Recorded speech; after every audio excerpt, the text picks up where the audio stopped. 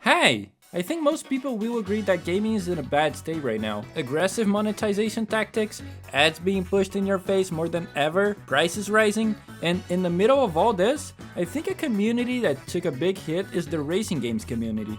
Now, if you're a fan of racing games, it is hard to get a game to stick with these days. Basically, you can choose between Forza Horizon, or Forza Horizon. Before you get mad at me though, that was a joke. Don't worry.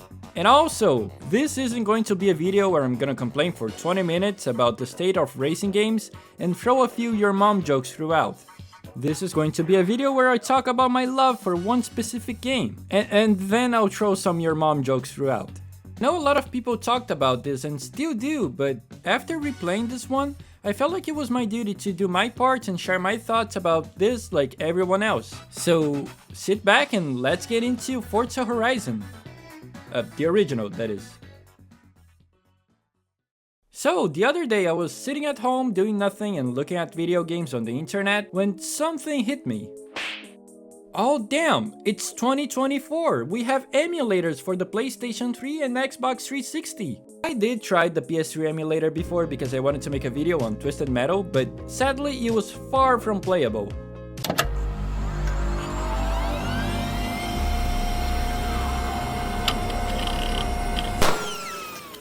Getting 20 FPS in that game would be an achievement for me, so I ended up giving up on it.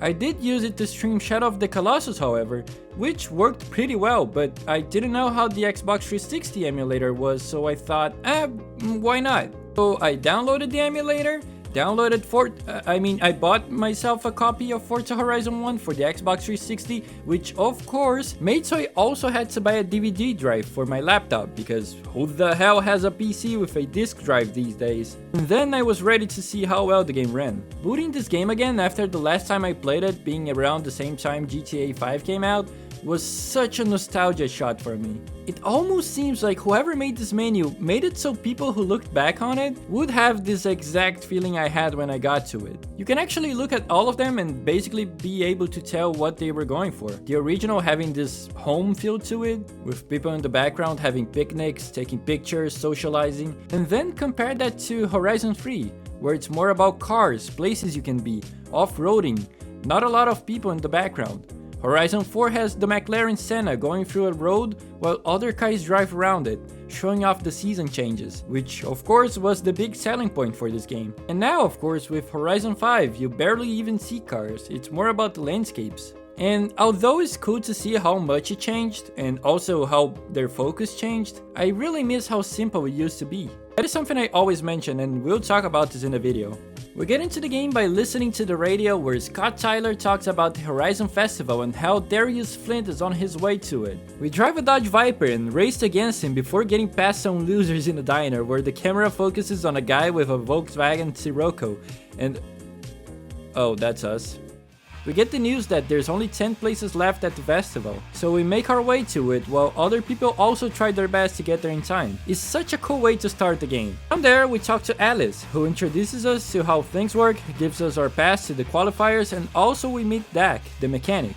And we are free to do races and explore. Now, let's talk about the graphics on this one and get it out of the way. Yes, I am playing it on an emulator, but no, I am not upscaling the game. I could if I wanted, but sadly the minimum I could do was 1440p, and the game really didn't seem to like that, so I decided to play at 720p and 60 FPS. Still though, the game looks amazing, and I know I've said this before, but I'll keep bashing the same goddamn key, and say that this is probably because the developers didn't have to worry about every single possible angle that you could possibly look at things. But only through the roads, as you cannot simply bash your way into the trees and go off-roading everywhere. Simplicity, fellas.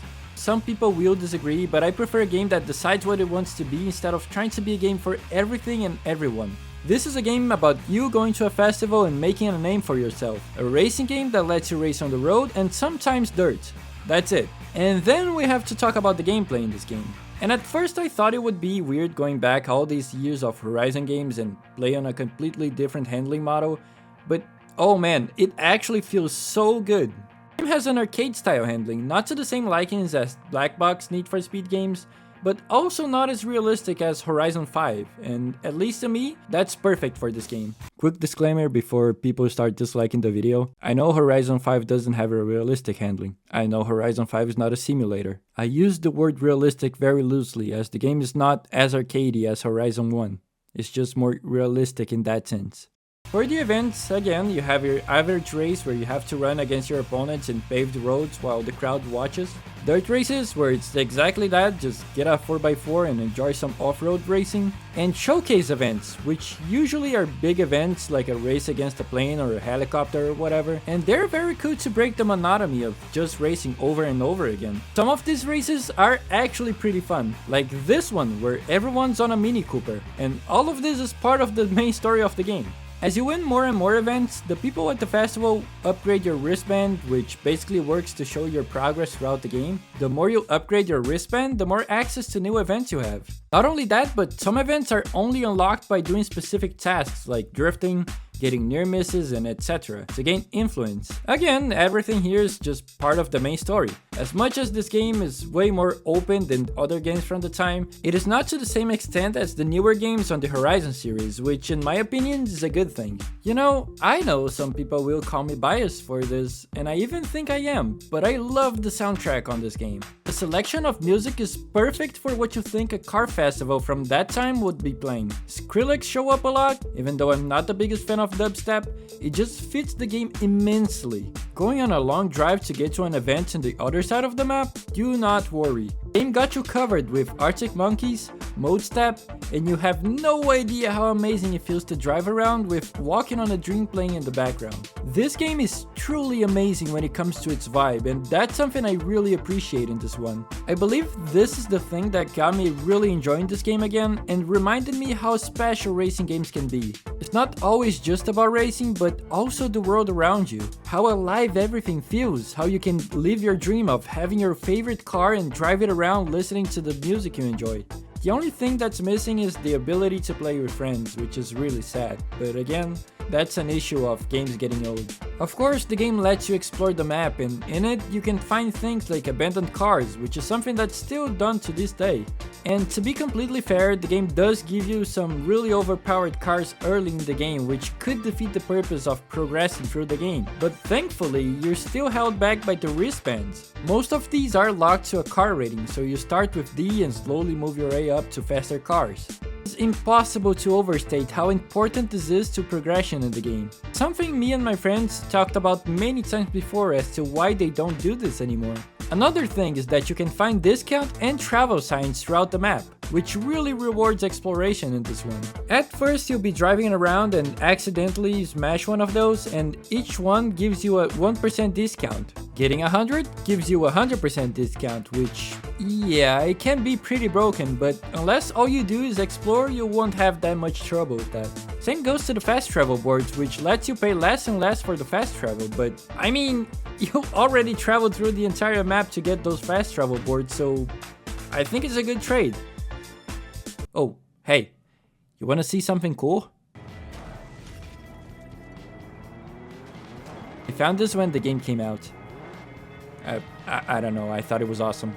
I won't talk much about the story here because I want you to do something. If you haven't played this game, or maybe you did but because Microsoft doesn't sell it anymore, you haven't played in a long time, please do play this game. It is easily one of my favorite games of all time, and probably the one I have the least issues with.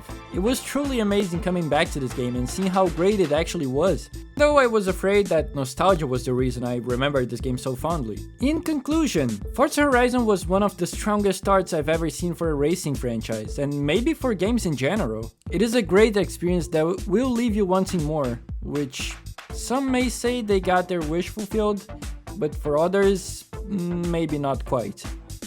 Tell me, have you ever played this game before? And how was your first experience when this game came out? Make sure to let me know in the comments. As always, thank you so much for watching this video, and even more for sticking to the end. I know this wasn't such a memey one, but I just felt like I had to talk about this game again. But anyway, I hope you enjoyed the video, and I'll see you in the next one. Take care!